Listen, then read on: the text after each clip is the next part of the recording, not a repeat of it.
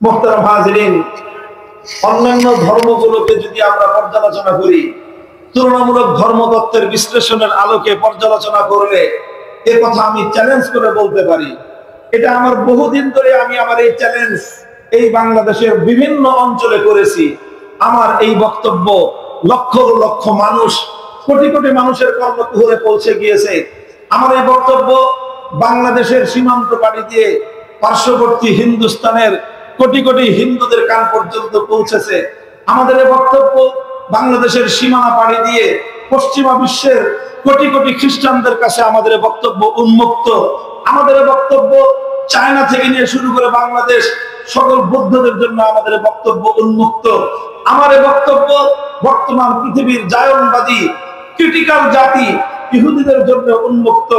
আমরা তাদের সকলের কাছে ইসলামের পক্ষ থেকে ওপেন চ্যালেঞ্জ করতে পারি যে এই পৃথিবীতে একবিংশ শতাব্দীর আজকে 2025 সালের একটি পৃথিবী, একটি দেশ, একটি রাষ্ট্র পরিচালিত হওয়ার জন্য কেমন রূপরেখা দরকার, কিভাবে পরিচালিত হতে পারে, কোন পদ্ধতিতে পরিচালনা করলে দেশ এবং রাষ্ট্র সমৃদ্ধ হবে, শান্তিময় হবে, জনগণের অধিকার প্রতিষ্ঠিত হবে, এই বিষয়ে পৃথিবীর মানুষের কাছে যদি দিক নির্দেশনা জমা দেওয়ার মতো একটা গাইডলাইন দেওয়ার মতো সক্ষমতা থেকে থাকে, পৃথিবীর একমাত্র ধর্মের নাম হলো ইসলাম।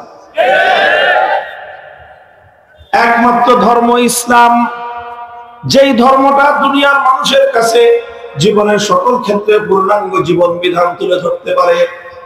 ইসলাম যেমনি ভাবে একজন ইমাম সাহেবকে মসজিদের মুসল্লিদেরকে নিয়ে নামাজ কায়েম করবার বিধান দান করে, ইসলাম যেরকম ভাবে একজন সম্পদশালী ব্যক্তিকে যাকাত দেওয়ার বিধান দান করে, ইসলাম যেমনি ভাবে একজন সম্পদশালী সামর্থ্যবান মানুষকে আল্লাহর ঘর বাইতুল্লাহর হজ করার নির্দেশ দান করে, ঠিক তেমনি ভাবে ইসলাম এই দুনিয়াতে সকল মুসলমানদেরকে এই বিধান দান করে। আল্লাযীনা ইম্মাক্কানাহুম ফিল আরদি আকামুস সালাতা ওয়া আতাউয যাকাতা ওয়া আমারু বিল মা'রুফি ওয়া নাহাউ আনিল মুনকার ওয়া লিল্লাহি আকিবাতুল উমুর। আমি যদি মুসলমানদেরকে সক্ষমতা দান করি, তাদের হাতে যদি সক্ষমতা চলে আসে, সেই সক্ষমতার মাধ্যমে ইমানদার সম্প্রদায় আল্লাহর জমিনে রাষ্ট্রীয় ব্যবস্থাপনায় তারা নামাজ কায়েম করবে, যাকাত দান করবে, সৎ কাজের আদেশ দিবে, অন্যায় কাজ থেকে তারা বাধা দিবে। এই কাজগুলো তারা রাষ্ট্র ক্ষমতার মাধ্যমে আল্লাহর জমিনে বাস্তবায়ন করবে। এটা আমার আল্লাহ পাক রব্বুল আলামিনের পাক কালামে আল্লাহর দেওয়া প্রত্যক্ষ নির্দেশ। তাহলে কি হলো কথাটা? কথা হলো এই যে, আরে ভাই, অন্য মূল প্রশ্ন ছিল যে প্রত্যেক ধর্মাবলম্বীরা যদি নিজ নিজ ধর্ম অনুযায়ী রাষ্ট্র পরিচালনা করতে চায়, তাহলে তো ধর্মগুলোর মধ্যে পারস্পরিক সংঘাত এবং আন্তঃধর্মীয় কলহ দেখা দিবে। সেই প্রশ্নের স্পষ্ট জবাব হলো, ইসলাম ছাড়া অন্য কোন ধর্ম তো রাষ্ট্র ব্যবস্থা পরিচালনার দাবি করে না, সংঘাত দেখা দিবে কোত্থেকে? এখন কেউ বলতে পারে যে অন্য ধর্মগুলো যে নিজ নিজ ধর্ম অনুযায়ী রাষ্ট্র পরিচালনার দাবি যে করে না, এই কথার প্রমাণটা কি? এই কথার প্রমাণ কি? মুহতারাম হাজিরিন, সংক্ষিপ্ত আলোচনায় আমি এই কথার 2-3টা প্রমাণ আপনাদের সামনে উপস্থাপন করব। এটাই আমার আলোচনার মূল কথা এবং এই পয়েন্টটি আমার সর্বশেষ আলোচনা। আমি আধুনিক একটা রাষ্ট্র ব্যবস্থার জন্য গুরুত্বপূর্ণ যে বিষয়গুলোর প্রয়োজন, যে বিষয়গুলি ছাড়া আধুনিক যুগে আজকের একবিংশ শতাব্দীর 2025 সালে পৃথিবীর কোন সুন্দর এবং উন্নত রাষ্ট্র পরিচালিত হতে পারে না, এমন কয়েকটা বিষয় দৃষ্টান্ত হিসেবে উপস্থাপন করে আমি ওপেন চ্যালেঞ্জ রাখবো সকল ধর্মাবলম্বীদের কাছে, সকল ধর্মাবলম্বীদের কাছে। এখানে যদিও আপনারা শুধু মুসলমানরা উপস্থিত আছেন, কিন্তু আমি মনে করি আমার মাইকের আওয়াজ যতদূর পর্যন্ত পৌঁছতেছে সেখানে আমার অন্যান্য ধর্মাবলম্বী ভাই বোনেরাও আছেন। তারা এটাকে একটা জ্ঞানগত আলোচনা হিসেবে, একটা কম্পারেটিভ রিলিজিয়াস ডিসকাশনের সাবজেক্ট হিসেবে তারা নিতে পারেন এবং তারা আমার এই আলোচনা নোট করে পরবর্তীতে সময় সুযোগ হলে আমাদের কাছে আমাদের এই চ্যালেঞ্জের মোকাবেলা করার জন্য আপনারা পেপার সাবমিট করতে পারেন।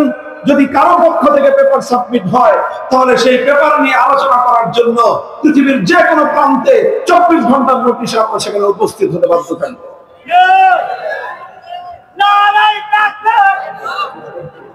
মুহতারাম হাজিরিন, প্রথম পয়েন্ট হলো যেটা আজকের আধুনিক যুগের রাষ্ট্র ব্যবস্থা পরিচালনার জন্য কয়েকটা বিষয় আমি উপস্থাপন করি।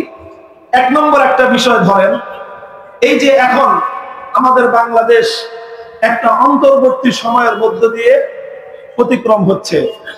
এই বাংলাদেশের সামনে একটা নির্বাচন আছে, কথা ঠিক কিনা? এই নির্বাচনকে কেন্দ্র করে বাংলাদেশ এখন উথাল পাথাল। কিভাবে হবে নির্বাচন, কবে হবে নির্বাচন, এটা নিয়ে গোটা জাতির মধ্যে উদ্বেগ উৎকণ্ঠার কোনো শেষ নাই।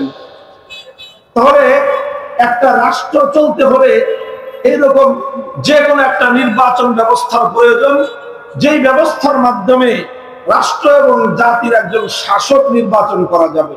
কথা বলেন ঠিক না বেঠিক? যদি শাসক নির্বাচন না করা যায় তাহলে কোনো একটা রাষ্ট্রের রাজনৈতিক ব্যবস্থা প্রতিষ্ঠা করা সম্ভব? কথা বুঝেন নাই?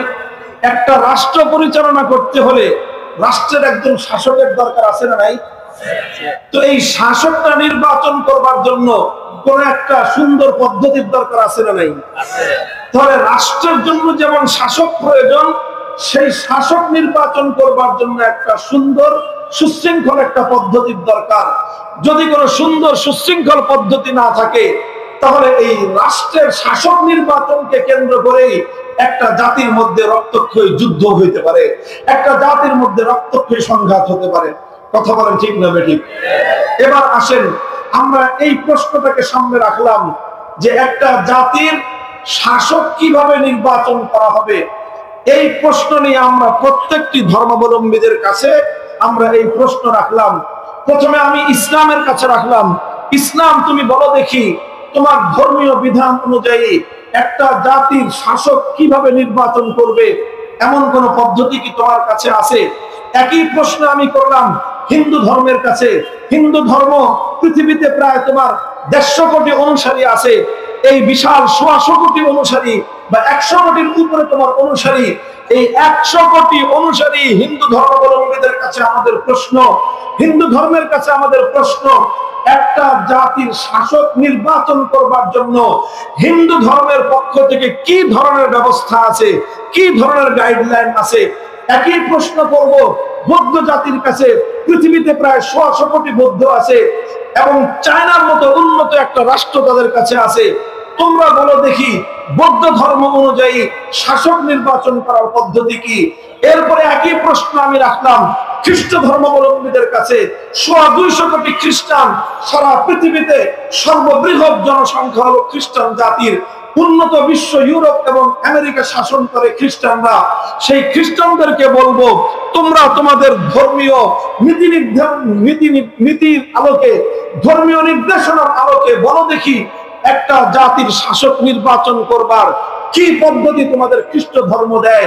একই প্রশ্ন করব আমি জায়নবাদী ইহুদিদের কাছে যে তোমরা এভাবে ইসরায়েল রাষ্ট্র কায়েম করে মুসলমানদের উপর বিষ ফোড়া হয়ে যুগের পর যুগ মুসলমানদেরকে খুন করতে পারবা, হত্যা করতে পারবা, ফিলিস্তিনের মুসলমানদের অধিকার হরণ করতে পারবা, এত কিছুর প্রয়োজন নাই। আসো তর্কের টেবিলে এসে সমাধান করি।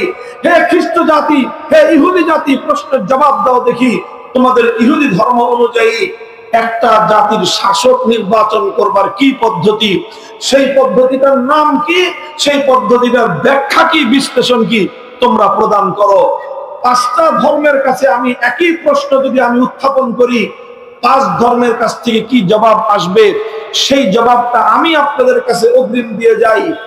4 ধর্ম, হিন্দু, বৌদ্ধ, খ্রিস্টান, ইহুদি সহ পৃথিবীতে অন্য যত জাতি আছে, যত ধর্ম আছে, প্রত্যেকটা ধর্মের তুলনামূলক বিশ্লেষণ এবং গভীর পর্যালোচনা জ্ঞান অর্জন করার পরে চূড়ান্ত ভাবে যেই প্রশ্নের জবাব আসবে সেটা হলো অন্য কোন ধর্মের কাছে, অন্য কোন ধর্মের মূল গ্রন্থ, ধর্মীয় গ্রন্থ তাওরাত, ইনজিল, ত্রিপাঠক, গীতা অনুযায়ী ধর্মগ্রন্থের আলোকে পৃথিবীর অন্য কোন ধর্ম বিশ্ববাসীর সামনে শাসক নির্বাচন করবার কোন ফর্মুলা দিতে পারবে না। একমাত্র পারবে ইসলাম।